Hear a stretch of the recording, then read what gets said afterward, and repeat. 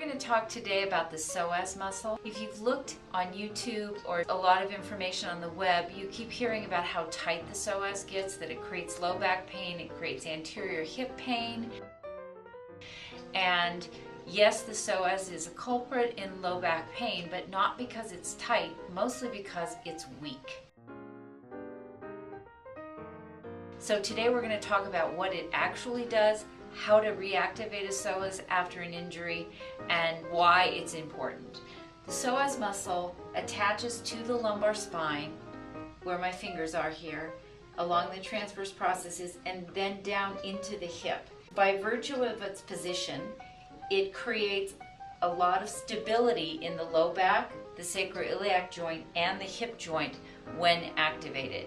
More recent functional MRI and EMG studies have shown that the psoas muscle, when there is a back injury, goes quiet. So it deactivates the psoas muscle.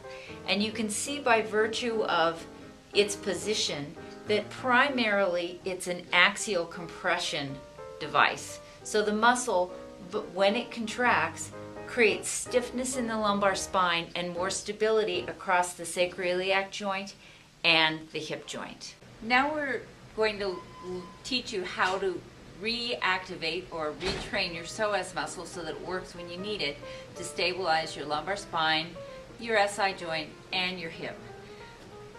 I'm going to distract Amanda's leg just 1 centimeter, and then I'm going to ask her to pull her hip into the socket. Now you can see Amanda's overactivating all these muscles and tightening up everything. So let's try again.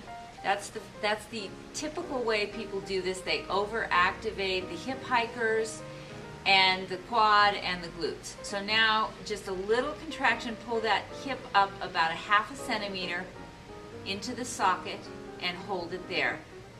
Relax the quad, everything else, and what you should feel is a contraction deep in the spine, near the spine and in the front of the hip.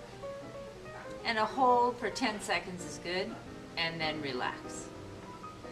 Good to practice this in several positions, so we'll try it on the other leg with Amanda on her side. And in this position, the default when people are over-activating extra muscles is to pull the hip back, okay, to rotate the pelvis.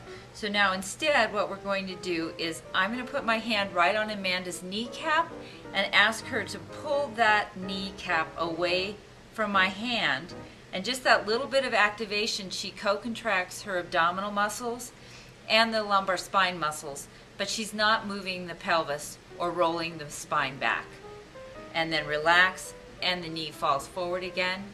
One more time, contract, pull away from my hand, and hold that for 10 seconds. You should practice retraining the psoas in several positions on your back, on either side, for left and right psoas activation, and relax, Amanda, and also on your stomach. Once you have a good understanding of how to activate the psoas, you can start doing the same things in seated position.